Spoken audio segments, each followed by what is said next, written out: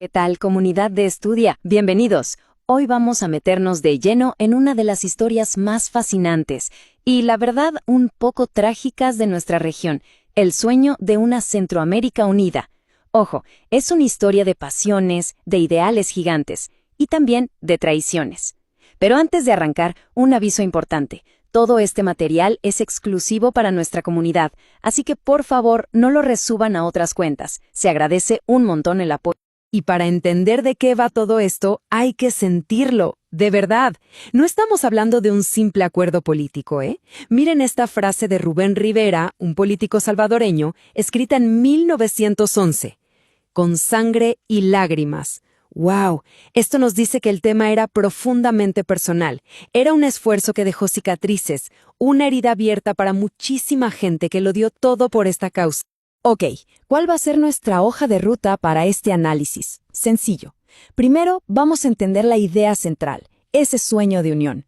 Después, nos vamos a meter con un plan secreto de 1903 que es de película.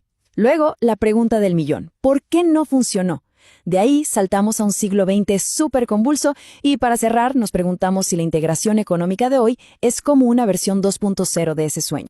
Vamos entonces con el corazón del asunto. El sueño de la unión. A ver, para la gente de esa época, los líderes, los pensadores, la unión no era una opción más en la mesa. No, era la única salvación posible. Piensen en el contexto. Un mundo lleno de imperios, de intereses extranjeros. Para ellos, unirse era casi como un destino, la única forma de ser grandes y estables. Y a esta idea le pusieron un nombre bien rimbombante, el Gran Desideratum. Ojo, que el nombrecito en latín no es casualidad, ¿eh? Significa algo así como el deseo último, la máxima aspiración. Esto nos dice que no era un proyecto político cualquiera, tenía un aire casi místico, ¿saben? No se trataba de mover fronteras y ya, era como alcanzar un nivel superior como pueblo, el objetivo que le daba sentido a todo. Bueno, ya entendimos la idea. Pero esto no se quedó en puros discursos y poemas. Para nada. Pasemos a la acción. Porque en 1903, este sueño se convirtió en un plan secreto, súper audaz y con una parte que de verdad nos muestra hasta dónde estaban dispuestos a llegar para conseguirlo. Miren este documento. Esto es real. Fue un pacto secreto propuesto por el presidente de El Salvador, el general Tomás Regalado. Honduras y Nicaragua le entraron. La idea sonaba bien, ¿no? Un plan concreto para invitar a los demás a formar, literal, los Estados Unidos del Centro de América. Todo muy diplomático en apariencia, porque este plan, digamos que tenía su lado B, un lado bastante oscuro. Y aquí es donde la cosa se pone seria. El plan iba por pasos. Paso 1, la diplomacia. Invitemos a Costa Rica y Guatemala. Ok.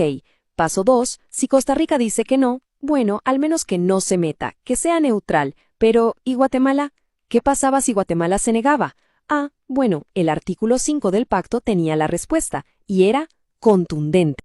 Pues eso, la guerra, sin rodeos. El plan decía que los 3 países firmantas le declararían la guerra a Guatemala. Una locura. Y esto es clave para entender la mentalidad de la época. Ese gran desideratum era tan, pero tan importante que estaban dispuestos a lograrlo a la fuerza. La unidad por encima de todo, incluso si eso significaba la guerra. Ok, la pregunta es obvia, ¿no? Si estaban dispuestos hasta ir a la guerra, ¿por qué falló? ¿Por qué este y todos los demás intentos se vinieron abajo? Bueno, la respuesta no es una sola cosa. Es un enredo, una mezcla de problemas internos y presiones de afuera que prácticamente sentenciaron este proyecto desde el inicio. Desglosemos ese enredo. A ver, por dentro, la cosa estaba complicada. Había puros pleitos entre los líderes. ¿Quién iba a ser el jefe de la nueva nación? Mucha ambición, mucha desconfianza. Además, seamos honestos, unir a países que en realidad tenían pocos intereses en común era dificilísimo. Y para rematar, los vecinos. Tanto México como Estados Unidos tenían sus propios planes para la región, y muchas veces un Centroamérica dividido les convenía más. Y ojo, que esto de la influencia externa no es una teoría. Hay pruebas. Miren estas cartas. Es el general Regalado, el del plan de guerra, hablando de su estrategia con Porfirio Díaz, el presidente de México. Esto lo deja clarísimo. Muchas decisiones que parecían locales, en realidad se cocinaban con la bendición o la presión de potencias extranjeras que cuidaban sus propios intereses. Y si a principios del siglo XX el panorama ya era difícil, lo que vino después fue, bueno, simplemente hizo que la unión fuera imposible. La idea romántica de unirse voluntariamente se estrelló de frente contra la realidad de un siglo lleno de dictaduras, intervenciones y guerras. El siglo XX fue, de verdad, una tormenta perfecta para la región. En los 40, dictadores coqueteando con el fascismo. Luego, el gran quiebre en el 54, el golpe de Estado en Guatemala apoyado por la CIA. Eso abrió la puerta a décadas de intervención gringa. Para los 70 y 80, la cosa se puso peor. La Guerra Fría convirtió a Centroamérica en un tablero de ajedrez sangriento, con guerras civiles terribles. En medio de todo ese caos, ¿hablar de unión política? Imposible, era una fantasía. Y todo esto nos trae a la era moderna. ¿Qué pasó con el sueño? Bueno, el sueño original de un solo país parece estar enterrado.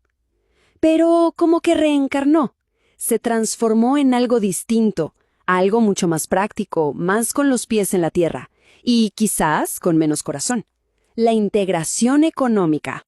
Y la diferencia es brutal. Miren el contraste. El sueño de antes era súper romántico, ¿no? Un proyecto para construir una nación, una bandera, un himno, una identidad. El sueño de ahora, el del mercado común, es un proyecto de mercado. Aquí hablamos de libre comercio, de aranceles, de plata. Pasamos, por así decirlo, del ideal de la patria grande al pragmatismo de la billetera común. Y aquí nos queda la gran pregunta, ¿no? La pregunta que sigue flotando. ¿Es esto, la integración económica, la evolución natural de ese gran desideratum? ¿La versión madura y realista de ese sueño?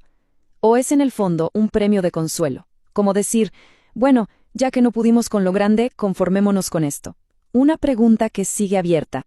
Ahí se las dejo, para pensar. Muchísimas gracias por acompañarnos en este recorrido por la historia. Si les gustó este tipo de análisis, ya saben, síganos en TikTok, YouTube y Facebook. Y aprendamos derecho juntos. Nos vemos en la próxima.